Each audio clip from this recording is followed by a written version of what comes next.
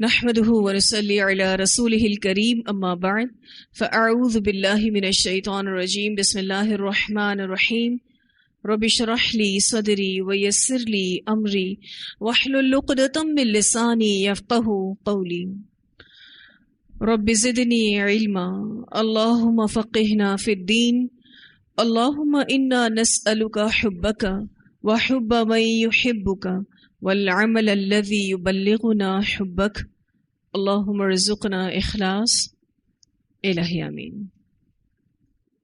جی، پچھلی تفسیر سے میں نے آپ کو کچھ ہوم ورکس دیے تھے۔ پہلا ہوم ورک یہ تھا کہ لقمان نے اپنے بیٹے کو جو نصیحتیں کی، جس میں ایک دائی کی صفات بتائی گئی ہیں، ہمیں جائزہ لینا تھا کہ کیا وہ صفات ہمارے اندر ہیں۔ یہ جواب آپ کا اپنا ذاتی طور پر ہوگا، اور اس اعتبار سے آپ اپنے آپ کو قرآن پڑھنے کے دوران چیک کرتے رہیں گے۔ دوسرا سوال یہ تھا کہ کیا میری آواز لوگوں کی سماعت پر بھاری ہے یا خوشگوار، اس بات کا جائزہ لینا تھا، اور امید ہے کہ آپ نے اس پر غور و فکر کیا ہوگا۔ لیکن مجھے جواب اس اعتبار سے چاہیے کہ اگر ہم اپنی آوازوں کو خوشگوار بناتے ہیں، ہم خود کو نرم گفتار بناتے ہیں، سافٹ سپوکن بناتے ہیں، تو کن صفات کی ضرورت ہے؟ کیا چاہیے خود کو نرم گفتار بنانے کے لیے؟ صبر اور درگزر بہت ہونا چاہیے، ٹھیک ہے، غصے پر بہت زیادہ کنٹرول ہونا چاہیے، ٹھیک ہے، برداشت کا مادہ بہت زیادہ ہونا چاہیے، حلم اور بردباری بہت ہونی چاہیے۔ تو صبر اور بردباری لازمی طور پر چاہیے، تبھی ہم سافٹ سپوکن ہو سکتے ہیں، نرم گفتار ہو سکتے ہیں۔ ایک تیسرا ہوم ورک بھی میں نے آپ کو دیا تھا کہ کسی بھی اچھی کتاب کا ایک ہفتے تک آپ نے مطالعہ کرنا ہے، اور یہ بتانا ہے کہ آپ کو اپنا وقت اس طرح سے گزارنا کیسا لگا۔ کوئی شیئر کرنا چاہے گا اس بات کو؟ جی، جب بھی آپ کسی بھی دینی کتاب کا مطالعہ کرتے ہیں تو اس میں اس بات کا احساس شدت سے ہوتا ہے کہ ہمارے پاس علم بہت کم ہے، اور دنیا میں علم بہت اتارا اللہ تعالیٰ نے۔ اپنی کم علمیت کا احساس ہوتا ہے، اور جب علم بڑھتا ہے تو اس وقت اللہ سبحانہ تعالیٰ کا شکر بھی آتا ہے کہ یا اللہ تیری توفیق کے ساتھ یہ علم لینے کا معاملہ ہو گیا، ورنہ تو اس علم کے بغیر ہی ہم نے اس دنیا سے چلے جانا تھا۔ ہمیشہ اچھی کتاب کو اپنا ساتھی بنا کے رکھنا چاہیے، اس سے بہت کچھ سیکھتے رہتے ہیں، اور جب علم ہوگا تو عمل مضبوط ہوگا۔ اگلا لیسن شروع کریں گے، لیسن نمبر 214 سورہ لقمان، آیت نمبر 20 سے 34 تک، 20 سے لے کر 34 تک۔ اب یہاں سے اللہ سبحانہ تعالیٰ کی معرفت پر آیات آئیں گی۔ اللہ تعالیٰ فرماتے ہیں، الم ترو، کیا تم نے دیکھا نہیں، ان اللہ، بے شک اللہ تعالیٰ نے، سخر لکم، مسخر کیا تمہارے لیے۔ سخرہ کا جو لفظ ہے، اس کا معنی ہے کسی چیز کو جبرن، اس کی مرضی کے خلاف کسی کام میں مصروف کر دینا، تابع بنا دینا، کام میں لگا دینا۔ کیا تم نے دیکھا نہیں، بے شک اللہ تعالیٰ نے مسخر کیا تمہارے لیے، ما فی السماواتی، جو کچھ آسمانوں میں ہے، وما فی الارض، اور جو کچھ زمین میں ہے۔ آسمان اور زمین کی ہر چیز اللہ سبحانہ تعالیٰ نے انسانوں کے لیے مسخر کی ہے۔ وَأَسْبَغَ، اور اس نے تمام کر دی، علیکم، تم پر، نعمہو، اپنی نعمتیں، ظاہرتاً، ظاہری، وباطنہ، اور چھپی ہوئی، اور تم پر اللہ نے کھلی اور چھپی نعمتیں پوری کر دیں، مکمل کر دیں۔ ظاہرتاً سے مراد وہ نعمتیں ہیں جو ہمیں نظر آتی ہیں، مثلا آنکھ، کان، لیکن کچھ نعمتیں باطنی بھی ہیں. مثلا آنکھ ظاہری نعمت ہے پر دیکھنے کی صلاحیت باطنی نعمت ہے. کان ظاہری نعمت ہے پر سننے کی صلاحیت باطنی نعمت ہے. تو اللہ تعالیٰ نے ہم پر اپنی ظاہری اور باطنی نعمتوں کو مکمل کر دیا ہے. ظاہری نعمتوں میں اچھی شکل و صورت بھی ہے. اللہ نے جو ہمارے مناسب اعضاء بنائے ہیں وہ بھی ہیں. اور باطنی نعمتوں میں عقل، دیکھنے کی صلاحیت، سننے کی صلاحیت. ایک بہت پیاری حدیث آتی ہے، رسول اللہ صلی اللہ علیہ وسلم نے فرمایا، اس شخص کی طرف دیکھو جو دنیا کے اعتبار سے تم سے نیچے ہے، اور اس شخص کی طرف نہ دیکھو جو یعنی دنیاوی اعتبار سے تم سے اوپر ہے، کیونکہ یہ زیادہ لائق ہے کہ تم اللہ کی اس نعمت کو حقیر نہ جانو جو تم پر ہے. اسے مسلم نے روایت کیا ہے. اللہ تعالیٰ نے ہمیں بے شمار نعمتیں دی ہیں، ہمیں اپنی نعمتوں پر فوکس رہنا ہے، اور یہ ضروری ہے تاکہ ہم شکر گزار رہیں. کیونکہ دنیاوی اعتبار سے اگر ہم نے اپنے سے اوپر والے کو دیکھا تو ناشکری آئے گی. اسی لیے فرمایا کہ دنیاوی اعتبار سے اپنے سے نیچے والے کو دیکھو اور اس شخص کو مت دیکھو جو دنیاوی اعتبار سے تمہارے اوپر ہے. پھر فرمایا وَمِنَ النَّاسِ، اور لوگوں میں سے مَن یُجَادِلُ، کوئی ہے جو جھگڑتا، فی اللہ، اللہ کے بارے میں، بغیر علم، بغیر علم کے، ولا ہدن، اور بغیر ہدایت کے، ولا کتاب منیر، اور بغیر روشن کتاب کے. یجادل فی اللہ یعنی اللہ کی توحید کے بارے میں جھگڑتا ہے، نہ اس کے پاس علم ہے، نہ ہدایت ہے، اور نہ روشن کتاب ہے. یعنی اس کا جھگڑا بالکل ہی بے دلیل ہے، اس کا جھگڑنا کسی صورت صحیح نہیں. کیوں؟ کیونکہ وہ بغیر علم ولا ہدن ولا کتاب منیر کے ساتھ ہے. وَإِذَا قِيلَ لَهُمْ، اور جب کہا جاتا ہے ان سے، اتبعوا، پیروی کرو، ما انزل اللہ، جو نازل کیا اللہ نے. ایسے جھگڑنے والوں کو جب یہ کہا جاتا ہے کہ جو اللہ نے نازل کیا ہے اس کو فالو کرو، اس کی پیروی کرو، قولو، وہ کہتے ہیں، بل نتبع، بلکہ ہم پیروی کریں گے، ما وجدنا علیہ، جو پایا ہم نے اس پر، آباءنا، اپنے باپ دادا کو. جہاں بات دین کی آتی ہے وہاں یہ رد عمل ظاہر کرتے ہیں. دنیاوی معاملات میں ایسے لوگوں کا یہ رد عمل نہیں ہوتا. دنیاوی معاملات میں کوئی یہ نہیں کہتا کہ جیسے ہمارے آبا و اجداد کپڑے پہنا کرتے تھے، کھایا پیا کرتے تھے، ہم بھی وہی کھائیں گے، ان کی پیروی کریں گے. لیکن جہاں بات دین کی آتی ہے وہاں یہی جواب دیا جاتا ہے، ما وجدنا علیہ آباءنا. ایک تو ان کو اندھی تقلید کرنی ہوتی ہے، دوسرا غلو پر مبنی عقیدت ہوتی ہے، تیسری وجہ سہل پسندی، آسانی تلاش کرنا، محنت خود سے نہ کرنا. کسی نے کہہ دیا یہ دین ہے تو کر لیا. اور چوتھی وجہ بلا تحقیق علم کو لے لینا، تحقیق کا مادہ نہ ہونا، کہ چیک کریں کہ آیا یہ بات صحیح ہے بھی یا نہیں، لینی بھی چاہیے یا نہیں. اور جیسے ان کو کہا جاتا ہے کہ آپ اللہ سبحانہ تعالیٰ نے جو اتارا ہے اس کو عمل میں لائیں، تو وہ کہتے ہیں ہم تو نہیں کر سکتے یہ، ہم تو اپنے آبا و اجداد کو ہی فالو کرتے ہیں، انہی کی پیروی کرتے ہیں.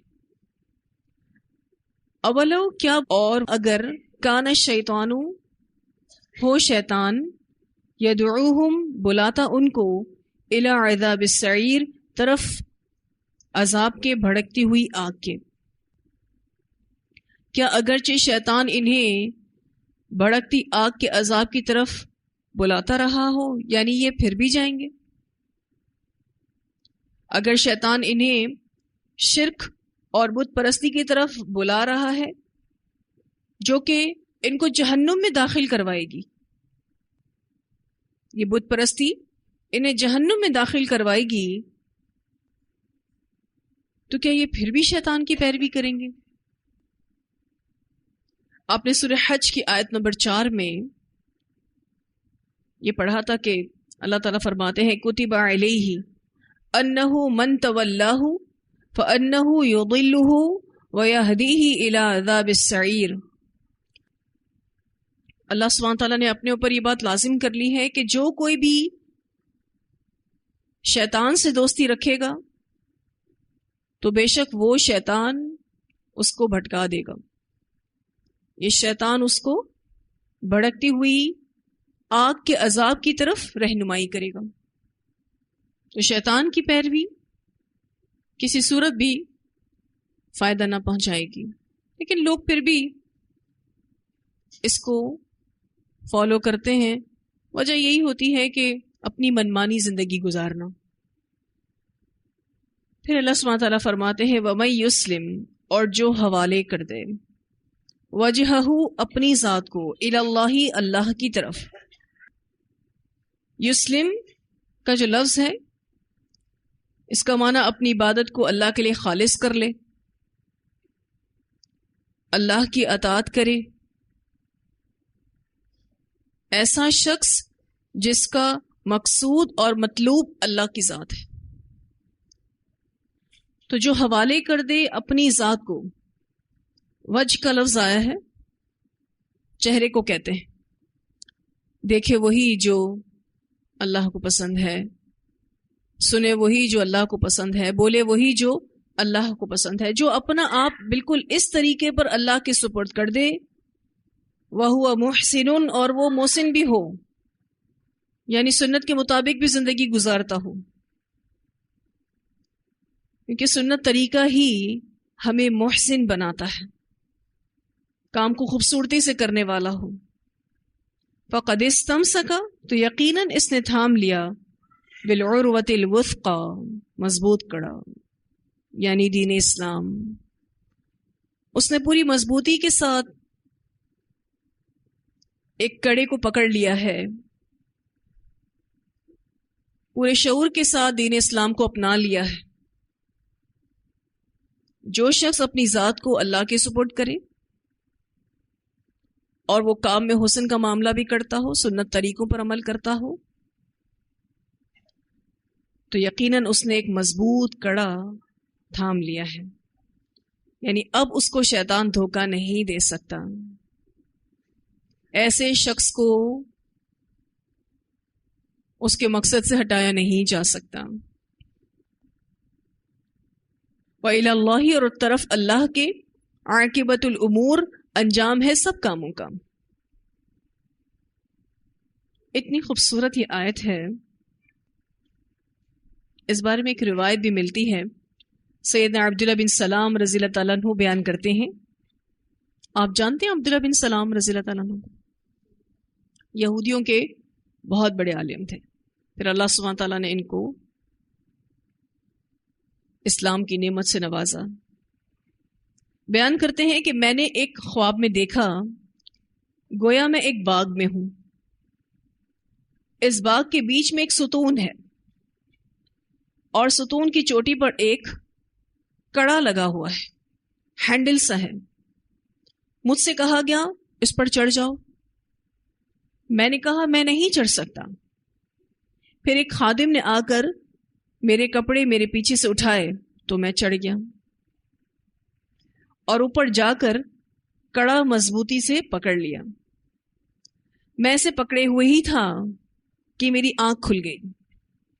بعد ازاں میں نے یہ خواب رسول اللہ صلی اللہ علیہ وسلم سے بیان کیا تو آپ نے فرمایا، باغ تو اسلام کا باغ ہے اور ستون اسلام کا ستون ہے، اور کڑا عروۃ الوثقی یعنی مضبوط کڑا ہے. تو مضبوطی کے ساتھ اسلام کو پکڑے رہو گے یہاں تک کہ تمہیں موت آ جائے گی. اسے بخاری نے روایت کیا ہے. ایک خواب عبداللہ بن سلام نے دیکھا تھا جس میں اسی طرح کا ایک کڑا ان کو دکھائی دیا تھا کہ انہوں نے اس کو پکڑ لیا ہے. تو اللہ تعالیٰ ایسے ہی شخص کی بات کر رہے ہیں کہ جو اپنے رب کی طرف پوری طرح سے متوجہ ہو جائے, پورے اخلاص کے ساتھ سارے اللہ کے حکم پر عمل کرے, جن جن کاموں سے اللہ نے منع کیا ہے اس سے اپنے آپ کو روک دے, تو اس نے ایک مضبوط ترین سہارے کو تھام لیا ہے. اس بارے میں آپ نے سورۃ البقرہ میں بھی پڑھا تھا, آیت نمبر 256. اللہ تعالیٰ فرماتے ہیں فَمَن يَكْفُرْ بِالطَّاغُوتِ وَيُؤْمِن بِاللَّهِ فَقَدِ اسْتَمْسَكَ بِالْعُرْوَةِ الْوُثْقَىٰ لَا انفِصَامَ لَهَا وَاللَّهُ السَّمِيعُ الْعَلِيمُ. پھر جو کوئی طاغوت کا انکار کرے اور اللہ پر ایمان لائے تو یقیناً اس نے مضبوط کڑے کو تھام لیا جسے کسی صورت ٹوٹنا نہیں, اور اللہ سب کچھ سننے والا اور سب کچھ جاننے والا ہے. تو اس آیت سے یہی سیکھنے کو ملتا ہے کہ اپنی زندگی کو بامقصد بنانا ہے, اپنا آپ اللہ کو سپرد کرنا ہے, اور وَهُوَ مُحْسِنٌ یعنی سنتوں پر بھی عمل کرنا ہے. محض کوششیں نہ ہوں بلکہ ہر کام کو خوبصورتی کے ساتھ کرنا ہے. تو انشاءاللہ ایک مضبوط کڑا تھام لیں گے. فَقَدِ اسْتَمْسَكَ بِالْعُرْوَةِ الْوُثْقَىٰ. اور یہ آخری حصہ وَإِلَى اللَّهِ عَاقِبَةُ الْأُمُورِ, اور طرف اللہ کے انجام ہے سب کاموں کا, یعنی جانا تو اللہ کے پاس ہی ہے, تو وہ اس کا اجر بھی بہترین عطا کرے گا. تو اتنی آیات کی تلاوت سنتے ہیں, پھر انشاءاللہ آگے پڑھیں گے.